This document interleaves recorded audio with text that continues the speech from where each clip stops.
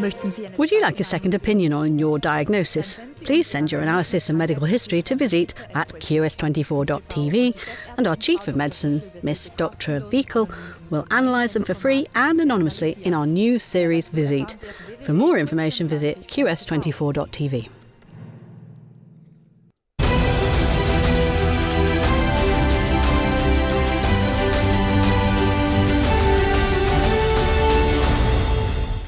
A warm welcome to all our viewers to our series Natural Medicine. I want to address a very, very important topic today. It's about aluminium, this light metal. I've heard from various experts, including Dr. Dietrich Klinghardt, that aluminium is one of the worst things for our health, and that we all should urgently make sure that we get this stuff out of our body again. But I hadn't talked about how until today. It's therefore an honour and a pleasure for me to have the Swiss Mountain Clinic manager here. It's Dr. Petra Wiechel. Welcome, dear Petra. Thank you.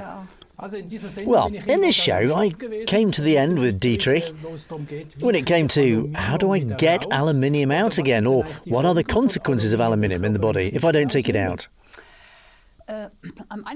First of all, I would like to briefly explain why aluminium is so widespread in this world. Because up to 120 years ago, you didn't know anything about aluminium because it's deep in the Earth's crust. It lies in the earth and also in combination with silicia, connected with the silic acid, so it's not exposed at all. And how wonderful and how meaningful and how great it is when it's mined, taken freely from silicia, in order to be available in industry. That was only known 120 years ago. This means that this aluminium mining, or also that aluminium is available to people, has of course also brought a relevance in the development, whether your Easter eggs are so beautifully glazed, or the fireworks crackle so admirably in the sky, or whether the car rims use aluminium, or the swimming pool is super clear. That's aluminium. There are hardly any areas in industry or the aluminium cutlery or whatever, and pots and dishes and so on. So the range is infinitely large and it is unique as a material. In other words, it brought about a development that, in my opinion, cannot be criticised at all. Yeah, today you just take the meat like an aluminium foil. How do you say, a tray, and put it on the barbecue? Yes, but now it continues. However, during evolution, we also received elements from nature,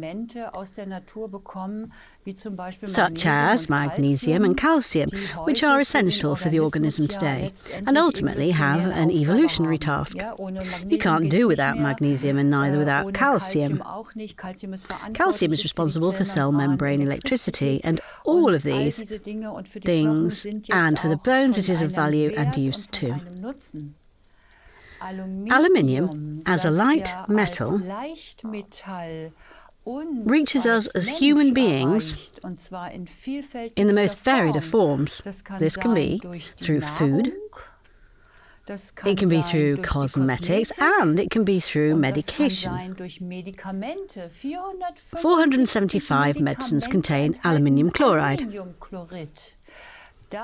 These are things that are now at the highest warning level because they cause incredible damage in our organism, and it has absolutely no way of breaking it down. So aluminium in nanoparticles would mean the immune system recognises them. It tries to attack them, but at the same time, the immune system can recognise parasitic bacteria. Viruses, we say, phagocytose them and then render them harmless. They do something called phagocytosis. They are digested and eliminated from the blood. It doesn't work with aluminium at all. This means that the stress comes, the stress increases, and the body has to work on it again and again, and is completely overwhelmed. So all the questions of the oxidative processes, high radical stress for the cell is immensely strong due to aluminium. Also on the mitochondrial level. We talked about the importance of these mitochondria in the last show. Some of them are severely damaged. Our brain, which is a so-called blood-brain barrier, we also discussed it like the barrier between the inside and outside of the intestine. The brain barrier is passable for aluminium. That means you can still put your phone to your ear. Then the brain barrier is opened even further, but it is passable for aluminium. And that means Alzheimer's, dementia. Yes, Alzheimer's, dementia, and also Parkinson's, also MS. So all these processes, those with a decreasing regenerative power that trigger inflammation too, are toxically triggered by aluminium. Up until a few years ago, we always used to smear deodorant under our arms with aluminium. Now it's slowly going away. Yes, but there are clear studies that this triggers tumour diseases. Aluminium combines with the skin. Aluminium then closes the sweat glands. So there are clear statistics that breast cancer patients often develop their breast tumours in the upper quadrants corresponding to the armpits. So that's a big signal that it has been largely removed from these deodorants. But not at all in the cosmetics industry. Also, without explanation, the deodorants have slowly been replaced, and they write in bold, without aluminium, but that it was in there for 50 years, so there isn't really a complaint against anyone here. I don't know. There will certainly always be complaints, but in the end, the topic is so big that one is probably very helpless in the complaint. And is there still aluminium in cosmetics? In the cosmetics industry, the intake is very strong and also 6 times higher when the women are shaved. It is many times faster in the system, and you always have to make this visible and keep it in mind that whatever you smear on your body is in there right away. I was so excited. We were talking about the Body Worlds exhibition the other day, and they prepared the facial skull and all the billions of little capillaries sitting here in the skin. It was all just red. That means it goes straight into the system when it's on the skin. And that means everything that, of course, also bears a lot of load. With E104, behind it is still aluminium as hydrochloride. Even aluminium is used for vaccines very often, just to make the vaccine dose lower as well. But because aluminium is an effect enhancer, and of course you always have the danger that with that the vaccine doses, which are of course not small for a child already has aluminium exposure at a very early age, which we definitely know when the immune system is triggered and demanded, then at some point it also has its limits. And for autoimmune diseases, we are actually seeing a very high level of relevance to an increased aluminium level. Isn't everyone allergic to aluminium? If I now also look at the vaccination, this effect enhancer, we should all have a certain allergy to the effect enhancer. I don't know if it's an allergy to the enhancer. I only know that aluminium attacks us so strongly that our immune system,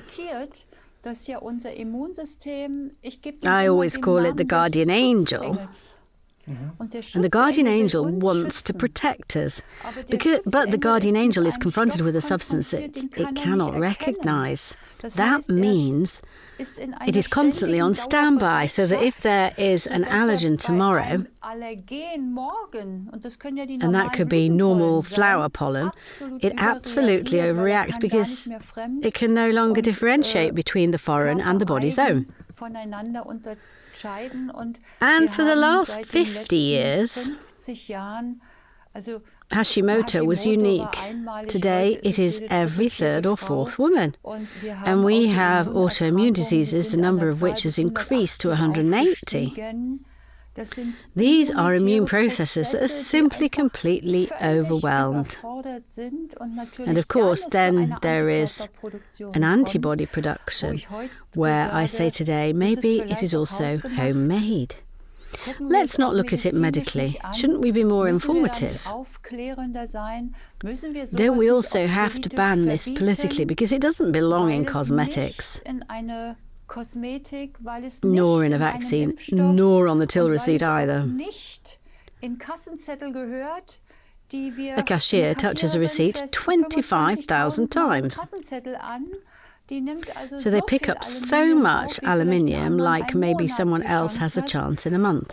And these are all things where I think I can only appeal to each individual to go through the world with their eyes open and consciously and say, I didn't know what aluminium foil meant.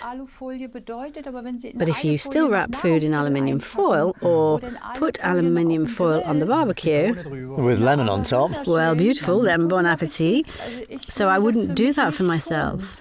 And what is also very dramatic is, of course, this bioengineering. That means that today we sometimes see giant stripes in the sky. These are these chemtrails, which means this is a huge project that has been going on for several years to simply curb global warming. We know that we are at risk of increasing it by just 1.5 degrees Celsius. I also believe that there is a highly political concern behind it. This is aluminium. It's aluminium.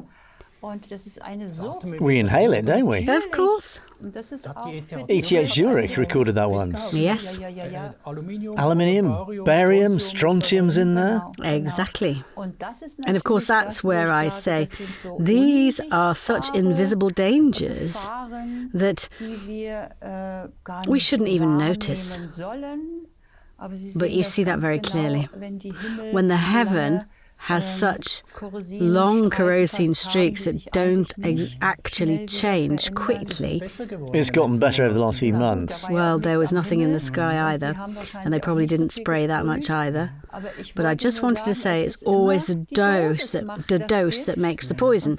And then it still comes down to who am I? Have I been protected by all this stress in childhood? Or do I live in a household where we live this and actually these things are normal? Aluminium at home, and there is so much. Riopan, for example.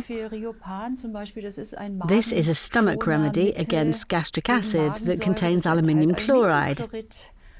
There are many gargling agents that contain aluminium hydrochloride. So you mean well, but actually replace the plague with cholera, right? Exactly, and that's something where I say, I don't want to question aluminium. Fuel of the aeroplanes themselves contains aluminium. The kerosene. But there are definitely a lot of things that are useful and valuable. But when we start to continue to treat our bodies like this, or if we really tickle the dragon, then we shouldn't be at all surprised that it comes back on us, and that we are also the ones who lose out. Because we still don't have an official plan for dementia. We still don't have a plan for Parkinson's to this day. We still don't have a plan for MS to this day either. And we don't question all the things that have brought about this rapid development. We have 1 to 17 Alzheimer's disease in Ireland alone today, and in America 1 to 12.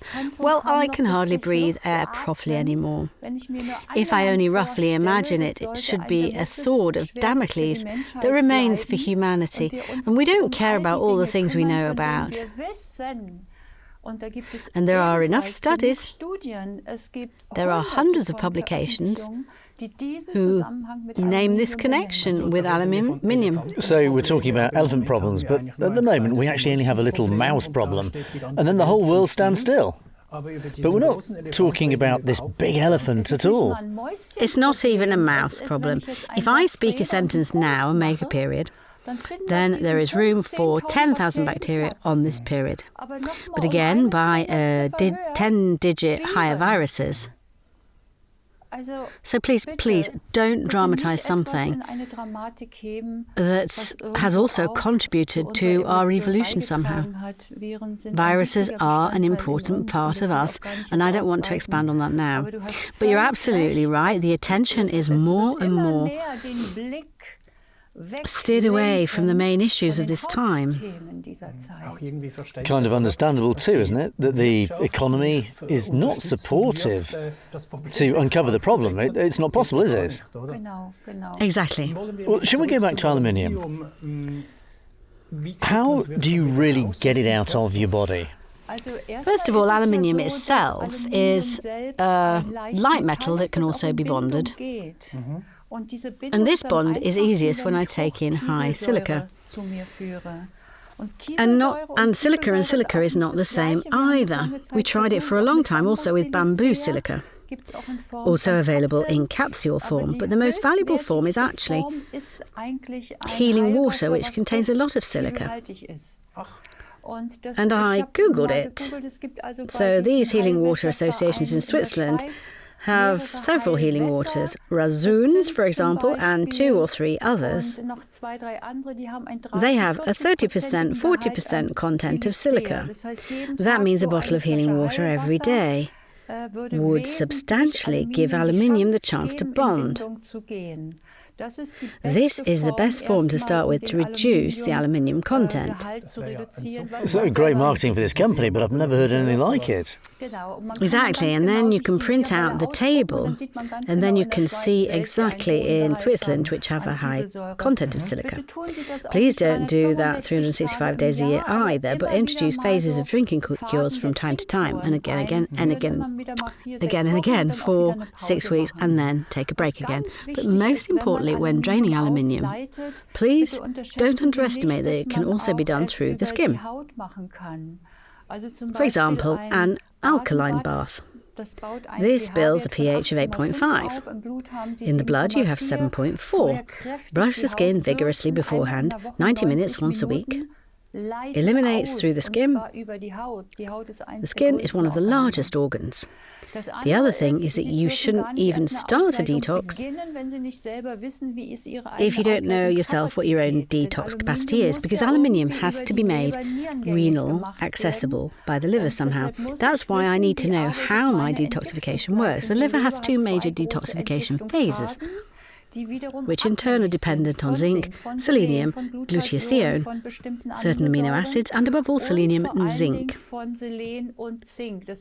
These are the main trace elements. And by examining that, I can see if someone is detoxing fast, good, slow, delayed. And that's very important, because every drainage process must be accompanied, otherwise the body will put the bound aluminium to the left because it can't leave it either, or to the right again. These are very important things. We work with bamboo foot patches. We have good experience with detoxification through the feet, not only for aluminium, but also for other heavy metals. The feet are always the third kidney. So Dietrich Klinghardt is a very strong advocate of this electronic foot bath and simply detoxifying through the feet. Normal foot bath can also be done with the alkaline bath. Not proponent, he actually recommended it. Yes, advocate, I mean in a positive sense. So he did real studies. What comes over the feet? What is eliminated? So don't underestimate what you can do. But aluminium then on a level of EDTA, these are now chelate binders. So infusions again? Yes, or as a suppository, or as a capsule, or as an infusion.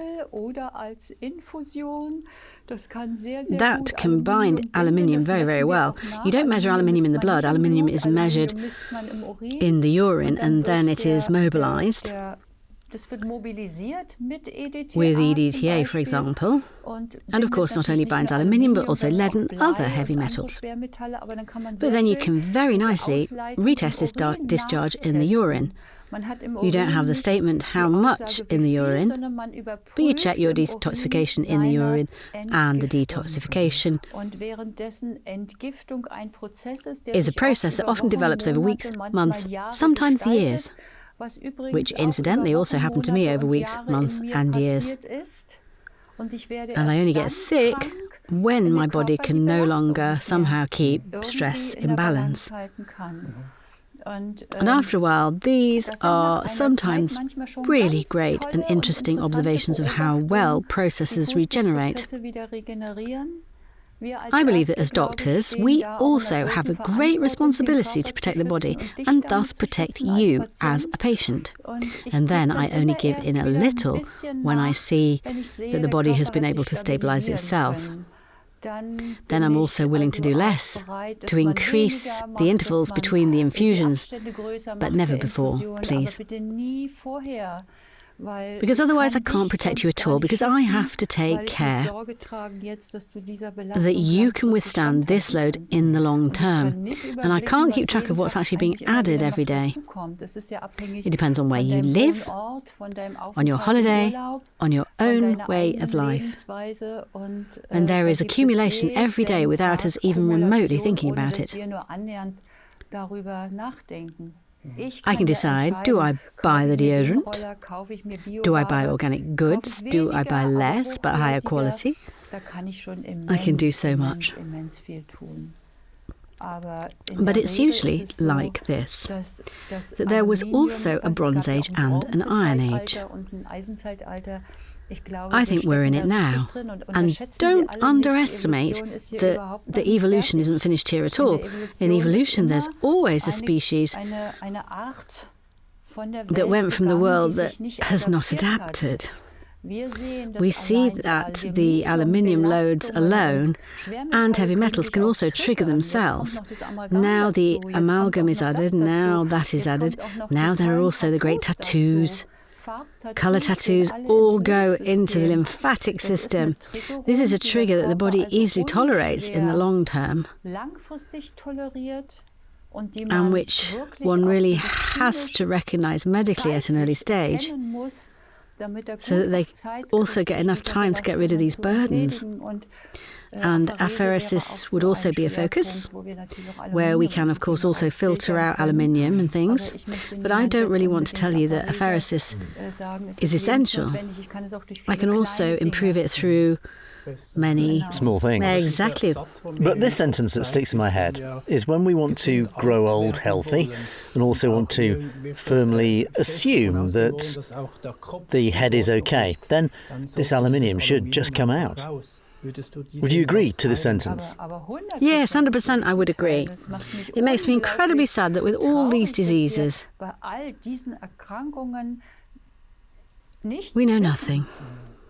As a patient, how am I supposed to get my hands on something if I don't know anything? And only knowledge can make me feel less like a victim here. Today we live in a time where we also very seriously need to open people's eyes into the dangers they are running into. And I never want to work with danger. I don't want to spread fear either, but I want to trigger a critical awareness that tells me I decide what I buy. I also decide where I live. I decide what to do with myself early on, so that I can stay healthy tomorrow. It's sad. You only care about your health when you don't have it, right? Exactly. Well, time's up again. I know a new topic for the next show. You brought up the key word today. We've never discussed it before. We'll have to do it then. Tattoos. We need to talk about that. When I see how many burn marks the population has these days, and it's actually never been talked about what that means medically. We have to do it together. And also maybe at some point I would find it very important that there's room for dementia. Of course, absolutely. You stay here and please come back, dear viewers. Of course, I'll do more shows with this doctor because we just got to learn an incredible amount again today with every show with her. And I know you probably feel the same way. In that sense, see you next time. Bye-bye.